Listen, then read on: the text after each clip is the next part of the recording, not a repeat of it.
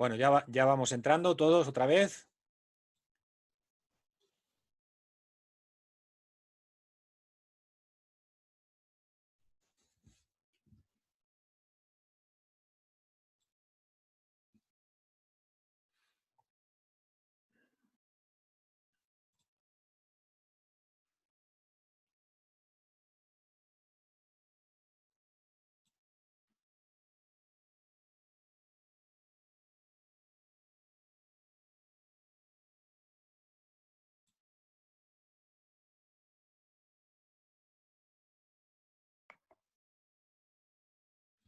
Bueno, ya estás ahí, Alberto. Estamos aquí, Jorge. Buenas. Vete Seguimos entonces con cargando la presentación otra vez. la pantalla. Mientras yo Venga, los subo la voy pantalla por atendiendo a aquí. todos. Muy bien, aquí está la pantalla ya.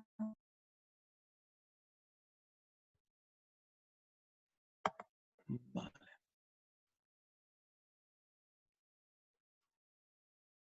Vamos a ver si se carga pantalla completa ahora. Antes salía una raya, no sé si os pasaba también a vosotros, Sí, de que alguien ha eso es porque compartido alguna has pantalla con abierto una raya. has abierto la pizarrita y se te ha grabado. Es que tienes una pizarrita que puedes Creo que no. remarcar. Sí. O sea, Ah, una herramienta de lápiz. vale. ¿A dónde está eso? Madre mía. Vale, se ve la pantalla completa, ¿verdad? Sí, ya lo tienes.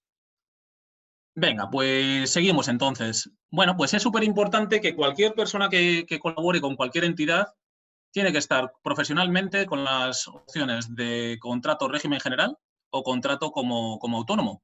O si no, la opción de tener un alta de voluntario. En este caso, tener el carnet de Cruz Roja o de la entidad que sea, da igual. Pero la persona no puede ser una persona ni embarcar, ni para simulacro, ni para un preventivo, nada. Nos olvidamos de esas cosas, que eso solo son problemas en el momento que pase algo. Son responsabilidades grandísimas. Responsabilidades para la entidad, responsable para el patrón, que hemos dicho que es un mando intermedio, que es un responsable que tiene acá una responsabilidad muy concreta sobre unos bienes y unos materiales, ¿no?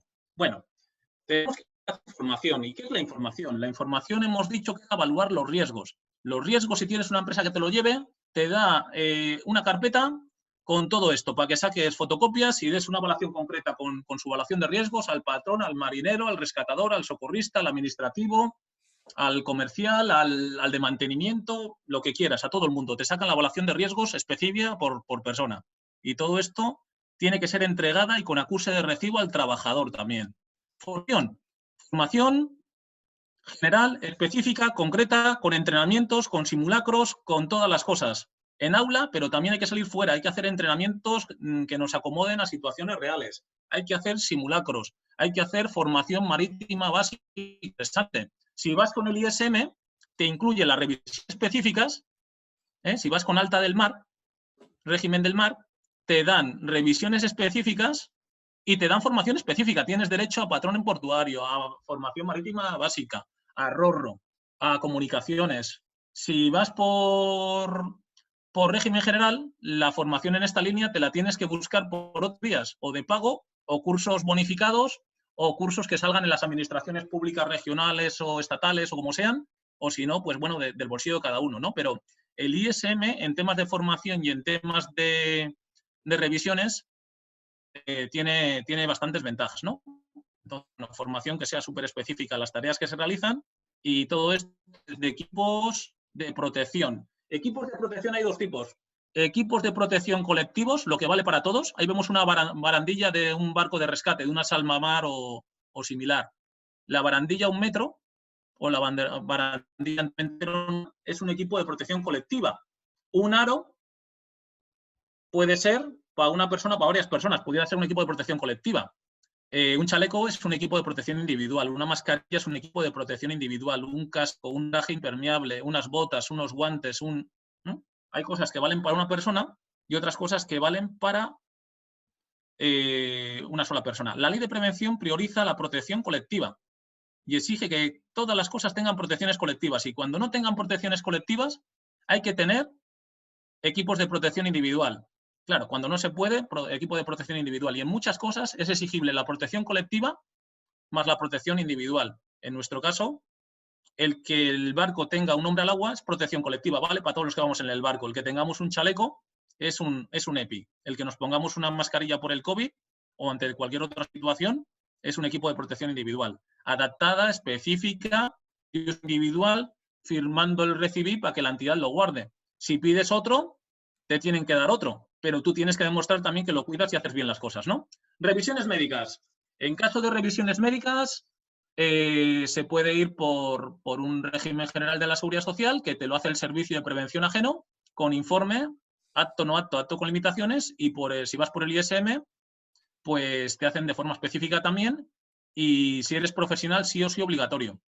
Si no eres profesional y estás en una entidad o asociación, no tienes por qué.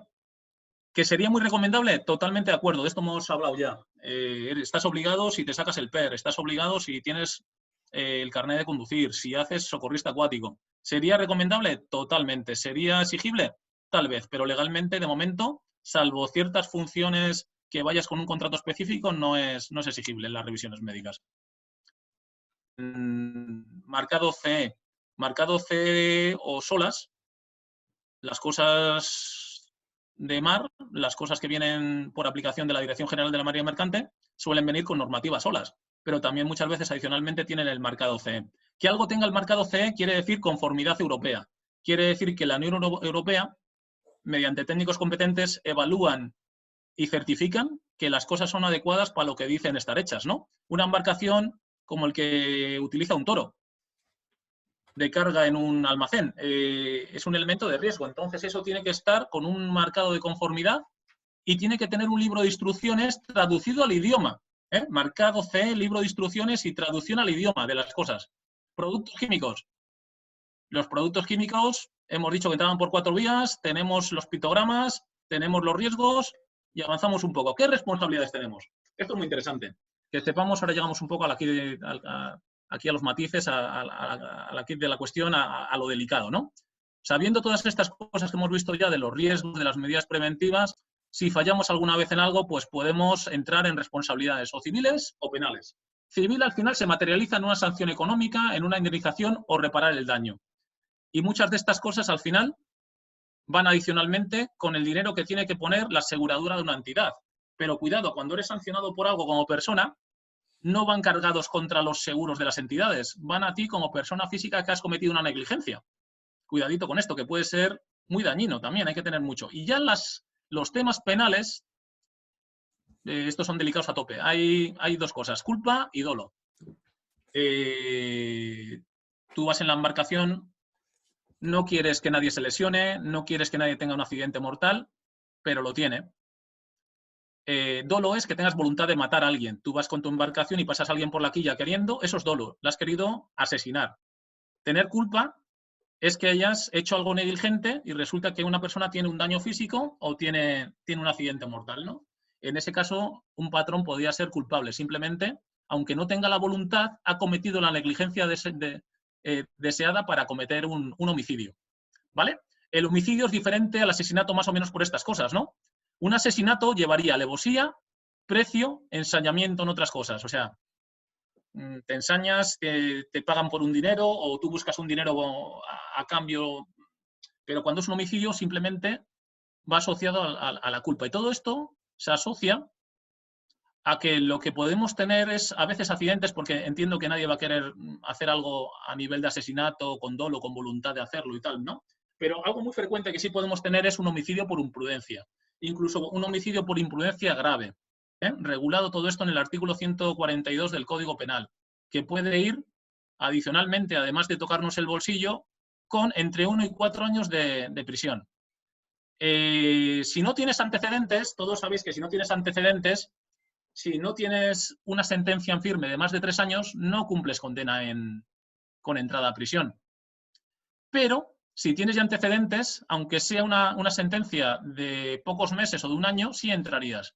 Y además el homicidio por imprudencia realmente puede saltar los 3 años. Puede ser 3 o 4 años también por la imprudencia, ¿no? Y hay otra cosa que lo marca el artículo 195 del Código Penal, que es el homicidio por omisión de socorro.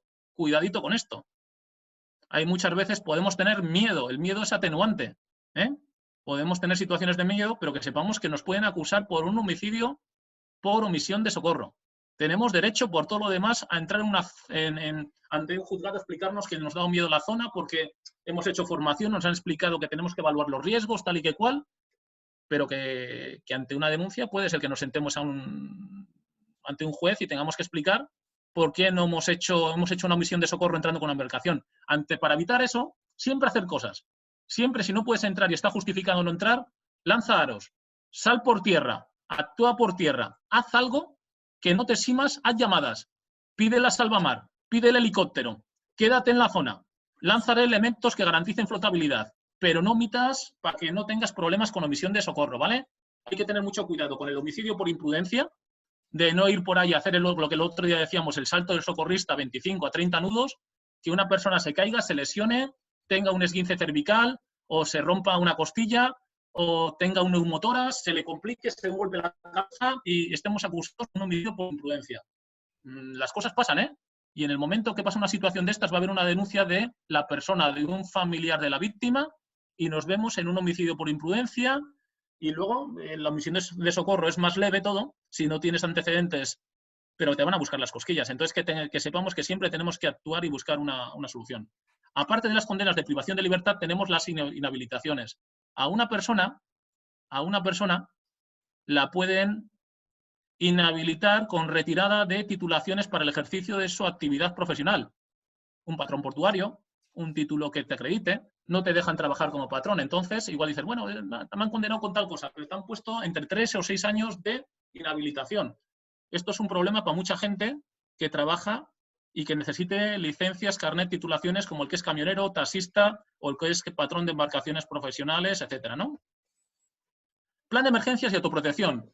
Tenemos que tener asignación de funciones, formación específica y simulacros y entrenamientos. Asignación y funciones en un plan de emergencias y autoprotección, ahora vemos que son conceptos diferentes, aunque van unidos muchas veces, es que desde el momento que tú entras en una empresa, te dice, tú eres el encargado de intervención, evacuación o comunicación, o tú eres el jefe de emergencias o el jefe de intervención. El jefe de emergencias es un coordinador de equipos, el que manda, que está en el diagrama.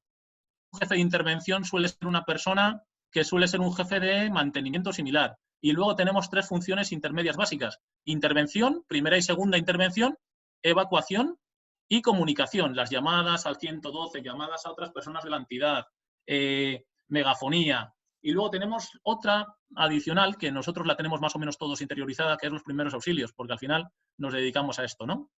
Pero también adicionalmente puede haber atención a necesidades especiales.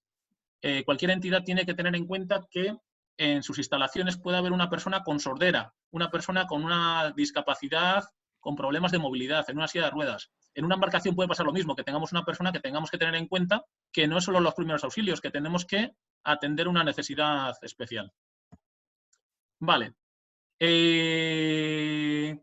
Las empresas tenemos obligación en tener todas, una asociación, una entidad, aunque sean 2 trabajadores, tienen que tener un plan de autoprotección. Autoprotecciones que son capaces ellas mismas de intentar una primera actuación contra un conato de incendio, de saber evacuar las instalaciones y llevarse a un grupo de clientes o de usuarios de un servicio a una zona segura. La protección puede ser una autoprotección a gran escala. El gobierno apoya a cualquier entidad a nivel de autoprotección con planes de emergencia, pero un puerto, por ejemplo, que es del Estado, todo el puerto tiene que tener su propio plan de autoprotección, apoyado a nivel interno, como puede ser un aeropuerto también, con sus propios personal, aunque luego pueda contar con bomberos externos, pero también tienen que tener su gente interna que esté capacitada con formación específica para todo esto. Tiene que autoproteger personas, medios, instalaciones. Pueden contar con apoyo exterior o pueden ser solventes a nivel interno. Normalmente una emergencia, cuando se complica, necesita de medios internos o externos. En el plan de contingencias, se llama plan de contingencias, se utiliza mucho cuando se habla en tema ya marítimo, en tema de náutica, y el plan de contingencias normalmente medioambientales, ¿no? El otro día estuvimos hablando del cuadro de obligaciones y consignas para casos de emergencia, COIC, o el plan de contingencias medioambientales. Normalmente los planes de contingencias van en esta línea, se utiliza más plan de emergencias o plan de autoprotección para temas no marítimos y plan de contingencias se utilizan en el ámbito marítimo. normalmente el funcionamiento es igual, muy similar. Viene todo esto del cuadro de obligaciones desde la OMI, desde el SOLAS, desde el Código Internacional de la Gestión de Seguridad IGS, también desde el Código Internacional para la Protección de los Buques y las Instalaciones Portuarias, y todas estas cosas lo determinan en el cuadro de obligaciones, que tenemos que tener obligaciones, instrucciones, materiales adecuados, funciones asignadas. El que tenga la función, en este caso de comunicación que decíamos antes, tiene que tener la formación específica del ISM en cuanto a comunicación, supervivencia en el mar, realización de simulacros, puntos de encuentro. Esto también es para gente que va a régimen del mar o régimen... Al final se junta una cosa con la otra. En este caso, instrucciones en el idioma. Lo dice SOLAS, lo dice marcado CE. Dotación mínima. Si un barco tiene un pasaje de 150, tiene que llevar aros para 150 personas. Contingencias medioambientales tenemos el MARPOL, Maritime Pollution. Esto viene del Convenio Internacional también para prevención de la contaminación de los buques, desde la OMI, y hidrocarburos, nocivas líquidas, aguas sucias, bultos, basuras. Todo eso es lo que tenemos. En tierras llamamos riesgos por armas explosivas a componentes que tengan riesgo de incendio, de explosión, como pueden ser combustibles y demás. En el mar lo regula todo esto el Código Marítimo Internacional de Mercancías Peligrosas. En todo esto hay riesgos químicos, riesgos biológicos y materiales que son explosivos. Bueno, nuevas tecnologías YAPPs. En el salvamento marítimo es muy interesante que tengamos en cuenta las nuevas tecnologías. Las nuevas tecnologías evolucionan, han bajado de precio. Y yo en esto estoy muy de acuerdo con lo que comentábamos el otro día, que tenemos que llevar las cosas por duplicado. Si tenemos un equipo con sonda, plotter, GPS, cartas de navegación, radar, lo que sea, si podemos tenerlo en el móvil, vamos a tenerlo. Yo, entre las cosas que me he echado a mi pequeña mochila, mis pequeñas cosas de emergencia, me he dado cuenta que lo más importante es el móvil, tener un power bank. Yo me he echado a mi equipo un power bank. Ahí tenéis 2 pantallazos, además del equipo un power bank. Os pongo un pantallazo de lo que tengo yo en el móvil. Y además lo tengo, justo una pantalla del móvil lo tengo dedicado desde los 3 partes meteorológicos, Windy, el tiempo y Windfinder en este caso, a tener la aplicación que me encantó, que nos presentó Jorge el otro día y tal, que la ha incluido también, el SAR Tools, el degree to decimal para transformar. Puede ser que haya gente que nos pase en decimal o que nos pase en sexagesimal la información. Hay una aplicación que está muy bien, que nos traduce una cosa a otra de forma muy fácil, sin tener que estar multiplicando por 60, ni dividiendo, ni con el tema de los nervios de la salida, estar con la libretilla, que también hay que echar la libreta. Te quedas inmóvil, hay que tener una libreta también, ¿eh? Hay que tener un power bank, hay que confiar mucho en el móvil como elemento secundario, como segunda opción, pero la libreta es imprescindible tenerla también. Hay que tener el Google Maps, hay que tener el Navionis, hay que tener la aplicación de salvamento marítimo, el SM Safe TRX. Hay que tener este tengo yo, por ejemplo, que es la pantalla volcada ahí, con cosas de cómo actuar ante una activación, cómo dar un remoto. Las sabes, pero que te quedas en blanco, que lo tenemos que tener apuntado, que las cosas tienen que estar procedimentadas. Y yo los procedimientos de interés lo he metido al S-Note. Y luego me he metido también el Scanner, porque al final haces un remolque y es una opción muy cómoda de si no tienes fotocopiadora, no tienes elementos, sacas una foto en Scanner y tienes la documentación al momento escaneada. Estos elementos en cuanto a los procedimientos, porque los procedimientos, los técnicos de prevención nos encanta. Tener todo claro, por duplicado, por triplicado, y tener todo en papel. ¿Confías en tu memoria, en tu saber hacer? Estupendo, pero no te fíes del todo. Tienes que tener las cosas que te ayuden un montón. Y esta es un poco la idea y las cosas. Bueno, yo había planteado unos casos prácticos, pero no sé, comentar cosas y decirme un poquillo qué aportaciones, preguntas, cuestiones queréis ver. Esto es eterno. O sea, el tema de la prevención es eterno, es cambiante porque van sacando normativas nuevas. Entonces, nada, comentar lo que queréis. Alberto, yo tengo una pregunta. El factor humano, ¿vale? Como mayor riesgo, ¿no? Según yo, lo poquito que he leído en este sentido, Sí. Cuando se habla de este tema, se habla del factor humano como uno de los principales causantes de los riesgos. Y si no he leído mal, entiendo que la mejor manera de corregir los posibles riesgos del propio factor humano son los entrenamientos, protocolos, procedimientos. ¿Qué nos dices al respecto? Pues que estoy totalmente de acuerdo. Las personas al final tenemos 2 cosas, que por experiencia nos creemos que lo hacemos todo bien y a veces la falta de experiencia también es mala. Entonces, es tan mala la falta de experiencia como mucha experiencia. Lo que soluciona todo esto es la formación, los entrenamientos, los simulacros, el trabajo en equipo, el sentirte respaldado por la tecnología, en tener soluciones alternativas como un móvil. El móvil se queda sin batería, estamos por ahí trabajando, nos llaman a una activación, nos queda el 20, el 30, el 40%, en media hora estás sin móvil, tenemos que llevar un power bank y tienes que llevar una libreta. Aparte del equipo, que el equipo se cae también. Claro. Y si, El por factor ejemplo, humano importantísimo. sí, bueno, hay un dibujo por ahí muy característico, ¿no? Que es el del queso este suizo, que tiene los agujeros, Sí, que son como barreras, que si vamos quitando barreras, al final el accidente ocurre. Bueno, no sé si lo habéis visto ese dibujito por ahí que habla de este tema, ¿no? Si yo salgo, por ejemplo, a navegar y voy reduciendo esos niveles de emergencia, estoy contribuyendo a que ocurra un accidente. Si salto un cierto protocolo de seguridad y otro y otro y otro, es más probable, ¿no? Por ejemplo, siempre dicen que cuando un avión cae, ¿no? Los accidentes de aviones, que es la suma de un montón de errores, ¿no? Que al final derivan en un accidente mayor, ¿no? ¿Crees que ahí deberíamos tener, pues eso, ¿no? Los protocolos y procedimientos que son los que arreglan que eso no ocurra, ¿no? Bueno, que ayudan a que no ocurra, ¿no?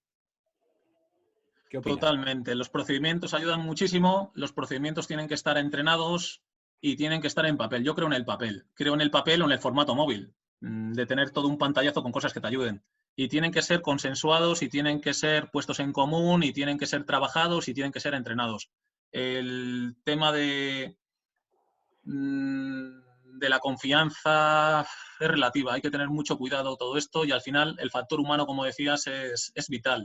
Nos confiamos mucho, la experiencia no lo es todo, la formación sí es mucho, sí es parte grande e importante.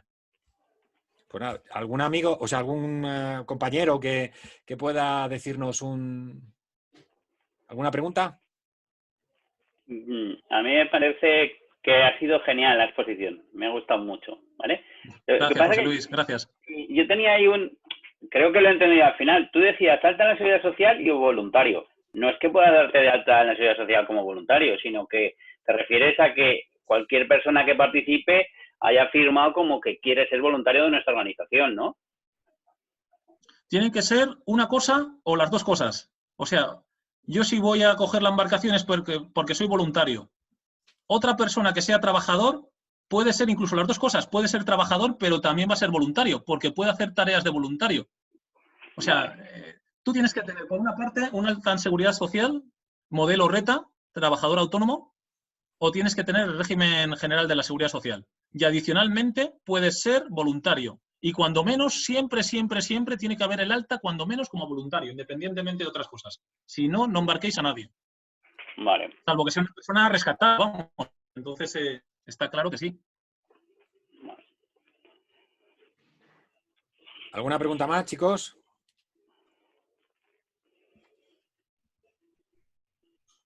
Bueno, pues yo tengo una. Venga, tírale. Bueno, lo primero, igual que ha dicho José Luis, la exposición ha sido genial, son unos datos importantísimos, Alberto. Creo que nos ha puesto de relieve muchas de las cosas que probablemente no todos sabíamos y nos pone en alerta. Nos pone en alerta de muchas cosas que deberíamos gestionar todos. ¿Vale? Nos has hablado incluso de posibilidad de responsabilidades penales. O sea, has hablado del Código Penal. Código penal, hasta 4 años, que puede ser más. Claro, claro. O sea, has hablado de algo muy serio, ¿verdad? Muy serio. Ahí quiero decir que quizás el hecho de ser voluntario, ¿no? Parece, bueno, yo como no cobro, pues no soy responsable, ¿no? Eso creo que lo has dejado súper claro, ¿no? Que hay una responsabilidad. Y que la hay siendo responsable, seas voluntario o seas remunerado. O sea, eso creo que es evidente en estas cosas. Pero si encima percibes un beneficio, pues entiendo que quizás eso sea grave más, ¿no? Yo te preguntaba, claro, en tu caso, ¿no? Porque, claro, los técnicos de prevención laboral decías que las empresas grandes o las entidades grandes ya podían tener uno propio, ¿no? O algo así. Uno Creo que propio lo puedes tener aunque sea pequeño. Sí, aquí hay una cosa. Están obligadas a tener un técnico de prevención propio, obligadas las que tienen más de 500. Si tienes riesgo alto, con más de 250. Pero voluntariamente, cualquier empresa, por pequeña que sea, puede tener un técnico de prevención en plantilla. Y Adicionalmente, mi recomendación es que cualquier entidad, aunque sea grande, tenga un servicio de prevención ajeno. Saca las cosas que sean delicadas al exterior, que te lo diga una empresa externa. Pero ten dentro un técnico en prevención, o aunque sea un administrativo de turno, que te lleve el papeleo dentro en colaboración con los especialistas de fuera, para compartir el trabajo en colaboración, para externalizar un poco el riesgo en el caso de que pase algo a un especialista. Siempre puedes decir, no, yo estoy asesorado por una empresa especializada en esto. Contrata a alguien fuera. Pero ten dentro una figura, aunque sea administrativo, con conocimientos, que le des un pequeño curso, el básico en prevención. Si es técnico en prevención intermedio, estupendo. Y si es superior, pues genial. Pero no hagas el dejarlo en manos del directivo de turno, del empresario, ni un trabajador designado, que por ahorros de coste no ahorras nada. Al final necesitas una auditoría. Esos 250 euros o 300 o 400 te los gastas igual. A eso venía mi pregunta, ¿no? Y es lo que me preocupa, porque, claro, si tú tienes un trabajador asignado en este sentido, lo has dado unos cursos y lo has formado para un entorno, para un ámbito de trabajo relacionado únicamente con un tema de oficina, ¿qué pasa con el tema del mar? Debería ser una persona muy especializada en ese entorno. El hecho de que tengas... Mira, yo he ejercido de técnico de prevención y llevando formación y demás para entidades, sigo haciendo porque me dedico al asesoramiento de planes de emergencia, simulacros, contingencias medioambientales para empresas y tal, y puertos, entre otros.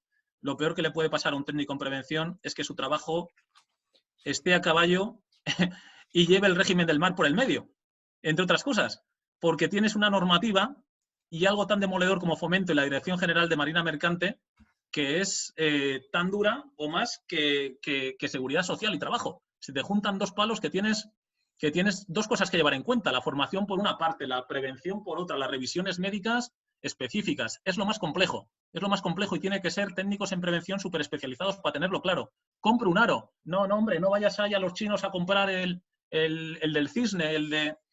No, tienes que comprar algo en la náutica, homologado, solas, marcado CE, de los buenos, de los que te va a costar dinero, pero sabes que si pasa algo con ese barco, nunca te van a poder sacar ninguna pega, desde Marina Mercante, ni desde la ley de prevención, ni un inspector de trabajo, ni nadie. Que todas esas cosas, los materiales es delicado también. Una pregunta, Alberto. Un trabajador que es responsable de una base de salvamento, ¿su lugar de trabajo es una oficina o sería el barco donde realizamos los rescates? Tiene que tener una evaluación de riesgos que contemple todas las zonas de trabajo. Incluso hay gente que trabaja en itinerancia, con centros de trabajo en varias localidades. Tienen que en los sitios tener una apertura de centro de trabajo donde se vaya a trabajar, y en la evaluación de riesgos tiene que estar evaluado ese vehículo, igual que el que trabaja en un camión, igual que el que trabaja en un coche comercial. Normalmente todo esto no se hace, también te lo digo. Esto ya es hilar muy fino, ¿eh? Es hilar muy fino, pero deberíamos tenerlo muy en cuenta todo. Se hacen muchas cosas. El tener todo fino como nos gustaría es delicado, pero es muy conveniente, muy conveniente. Bien, yo te lo digo porque esto fue un tema de debate en otra etapa de mi andadura. Y me hicieron saber que el puesto de trabajo de un responsable técnico de salvamento marítimo era una oficina, no el barco. Con lo que fue difícil hacer llevar la prevención de riesgos laborales, digamos, por similitud o por el hecho de estar ahí, hacia el voluntariado, ¿vale? Esto es un hecho. Sí que tengo aquí un documento, ¿vale?, que habla de Manual de Bienvenida a Información Básica en Prevención de Riesgos Laborales, de una entidad, ¿no? Y me gusta mucho lo que dice, ¿no? Porque creo que es extrapolable a cualquier otra, ¿no? Dice, la institución considera que todos los trabajadores, voluntarios, alumnos, visitantes y trabajadores externos son partes implicadas en la prevención de riesgos laborales, cumpliendo las normas y procedimientos establecidos, formándose, reclamando la perceptiva información sobre prevención y poniendo en conocimiento de los órganos o personas pertinentes cualquier situación que pueda suponer un riesgo. Jorge, y luego habla de los responsables de todo esto, claro. Ya no voy a entrar a eso. Eso es Champions League, eso es lo que se debería hacer, un plan de acogida. Pues no me estás diciendo nada. Primer día, una persona que llega a una entidad, que la atienda un técnico en prevención, un formador, yo lo he hecho cientos de veces, que pase y cumplas las 5 cosas. Formación, alta en seguridad social. Vale, hasta que no esté con el alta en seguridad social o alta en voluntario no sigue. Yo trabajo en puertos tienes autónomos, tienes régimen general y tienes el club de vela, los clubes de regatas, que son voluntarios y tienen que tener un alta también en el club, muy importante, que eso no hay que pasar por alto. Lo que dices del plan de acogida es que el día que haces el plan de acogida es el que revisas y haces un checklist, un listado de comprobación, donde ves el alta, la información con la entrega de evaluación, la formación hasta llegar a la formación específica, la entrega de EPIs y revisión médica. Y si no cumple un requisito de esos, no puede entrar. Y para mi gusto, el que lo hagáis así por normativa de calidad y que sean todos iguales, desde un responsable, un trabajador cualquiera, hasta un voluntario recién llegado, es muy interesante, porque así no vas a dejar nada al azar. No va a tener que actuar el seguro. La entidad y el responsable no va a tener una negligencia. Y el que tiene la negligencia tampoco. Ni el patrón, ni el responsable de base, ni el gerente de la entidad, ni el presidente, ni nadie. Estamos salvando todos. La mejor herramienta para esto, por cierto, se me ha olvidado en todas las posiciones, es el plan de acogida, pero es con la que más he trabajado yo. Porque cierras los 5 pasos de estos, más el tema de las fichas técnicas o de seguridad entregadas, más y el tema de los marcados CEs que tenga que tener hasta un guante de seguridad, porque los EPIs tienen que ser marcados CE también. Es que es un mundo. El plan de acogida es fundamental. Y estás hablando del tema de, seguramente el que hace todo eso en esa línea es porque se lo está pidiendo un auditor de calidad o porque tienen un técnico muy meticuloso, pero eso es vital para que la entidad sea reconocida como que gestiona todo en términos de calidad y hacer una buena práctica que le permita tener satisfacción en los clientes y le permita seguir avanzando, ¿no? Es muy importante eso. Ya te digo, esto que te comentaba me resultaba muy impactante porque entiendo que ese debería ser la forma de trabajar de cualquier organización que trabaja sobre todo con voluntariado, y es asimilar al voluntario en los mismos derechos en este sentido de seguridad. O sea, si tú estableces que hay unos riesgos laborales para tus laborales, decir, pues yo de forma personal o propia o de la propia entidad, asociación o lo que sea, establezco esos mismos criterios para el voluntariado, ¿no? Y si yo digo que un trabajador tiene que llevar una bota de protección con puntera y con plantilla en una ambulancia, entiendo que un voluntario que haga el mismo trabajo debería llevarlo, ¿no? O asumirlo, ¿no? Y ser defensores de eso que dices. Y por ende... Eso es calidad a tope. Efectivamente. Ley de voluntariado solo te pide información, formación y tener un seguro, pero eso no es nada, eso es poco y nada. Claro. Eso es cumplir con la ley de voluntariado, pero lo demás es ya, bien, claro, hacer las cosas como tiene que ser. Entonces, por eso digo, ¿no? Que digamos que estamos hablando de algo que está en ciertos sitios está normalizado y que se entiende que lo que sería razonable para un laboral, pues debería serlo también para un voluntario que presta un servicio que en definitiva no percibe una remuneración, pero sí esto, ¿no? Sí una obligación de hacer ese trabajo, ¿no? Y lo asume y debería recibir información, como bien decimos, de los riesgos a los que se expone y de los elementos que podría utilizar para evitarlos, ¿no? Y que toda esa información esté, ¿no? Que conste, que esté escrita y que se haya comunicado, ¿no? Creo que alguien comentamos o lo hemos comentado que si estás informado y no lo haces, la culpa ya es tuya, ya no es de la entidad o de la empresa o de quien es responsable máximo arriba, ¿no? Si tú lo has comunicado y un trabajador no hace lo que debe, la negligencia es suya, no es de la entidad o de la asociación o de la empresa, ¿no? Yo eso, por eso insistía, ¿no? Cuando hablábamos en el grupo decía, ¿no?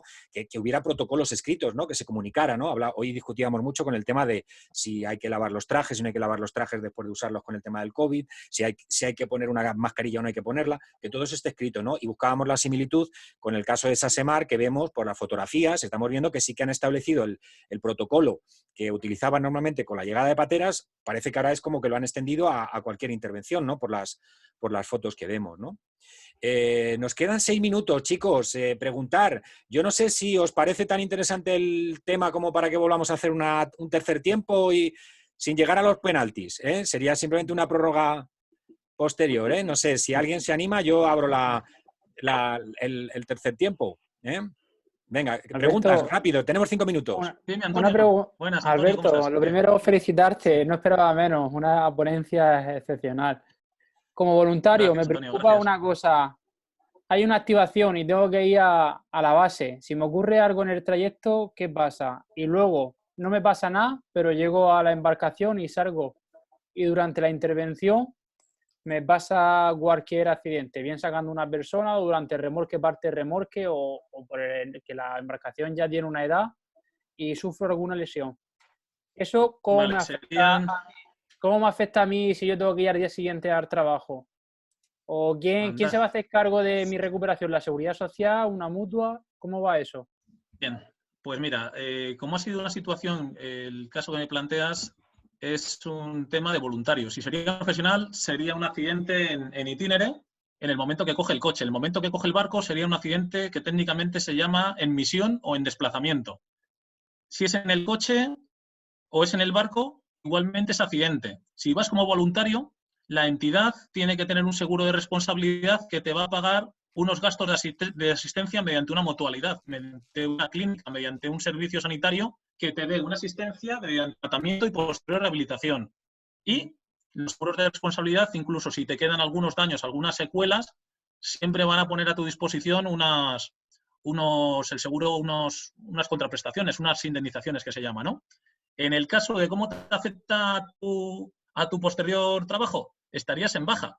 Estarías en baja, pero en tu caso, tu empresa no habría sido culpable de ese accidente, hubiera sido por tu actividad ordinaria. Estarías de baja y cobrarías, entiendo que ibas a cobrar, pues me parece el 70%, así por decírtelo. Si sería un accidente realizado en tu empresa, tú cobrarías el 100% de la base reguladora. En este caso me parece que no llegarías. Es una pregunta tope, rebuscada, pero me parece que por ahí, si hay algún técnico más que pueda, o alguien que sepa un poco de nóminas y demás, porque esto ya es un tema administrativo de los que están metiendo los datos de seguridad social, pero van por ahí. Si sea en tu empresa, cobrarías el 100%. Como ha sido por una actividad tuya, te dan tus gastos, tu sanidad, tu rehabilitación, el seguro, pero me parece que en la empresa al 100% no, te ibas a quedar cerca, pero el 100% no ibas a estar. Creo, ¿eh? El trayecto de normalmente te quedas con el 70%, ¿eh? Si no tienes algún convenio, hay empresas que tienen convenios especiales que han firmado los trabajadores, pero un accidente no laboral te reducirían a un 70% el sueldo, porque la empresa no pagaría todo. Eso... ¿Y el trayecto hasta la base? Ahí no sería accidente también. Lo cubriría el seguro de la entidad donde ejerzas el voluntariado. En este caso tú estás en Cruz Roja tiene seguro. En este caso tú tienes un accidente, está acreditado que hay una activación, está acreditado de forma fehaciente que tú ibas a esa activación, el seguro sí o sí, que tenga contratada la entidad, cualquiera de las entidades, porque es obligatorio, tienen que hacer cargo de tus asistencias, de tus rehabilitaciones. Si tienes unos daños, unas historias posteriores, que pierdes un dedo, te dan un dinero por el dedo perdido. Siempre y cuando el seguro cubra el itinerario. Bueno, claro, el seguro hay que hacerlo bien. El seguro hay que hacerlo bien. Entiendo que las entidades que contratan un seguro tienen que mirarlo bien. Sí.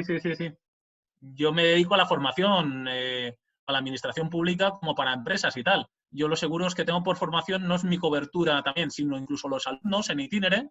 Contrato una póliza, siempre miro que tengan el trayecto en itinere hasta de todos los alumnos cuando vienen, que si les pasa algo porque vienen en bicicleta, andando, en coche, en cualquier medio de locomoción, y además lo pone así, y nos lo exigen así, en cualquier medio de locomoción, como vayas, cualquier cosa que te pase en el trayecto. Y te cubre el trayecto de ida y el trayecto de vuelta. Si vas a comer, el de comida también te lo cubre. Siempre que hagas el trayecto razonable en el tiempo razonable. Si te vas a la playa a tomar el sol, rompes la cadena, ya termina un juez decidiendo. Sí. Nosotros hicimos no hace mucho, el verano pasado hicimos el nuestro porque teníamos uno de responsabilidad civil, pero cuando pasamos a ser entidad de voluntariado nos obligaron a subirlo a 600.000 euros y lo hicimos el año pasado. Y hicimos un seguro que cubre todas las actividades que sean objeto de los estatutos de la asociación. Seguro Alberto, José Luis, amplio. Nos queda un minuto. Creo que hay que abrir un tercer tiempo, ¿vale? Porque esto hemos empatado. Aquí no hemos ganado ninguno del partido. Así que hay que ir a la prórroga, ¿vale? Madre mía, volvemos a crear otra sala, ¿vale? Venga, nos vemos ahora mismo. Venga, ahora. Hasta ahora.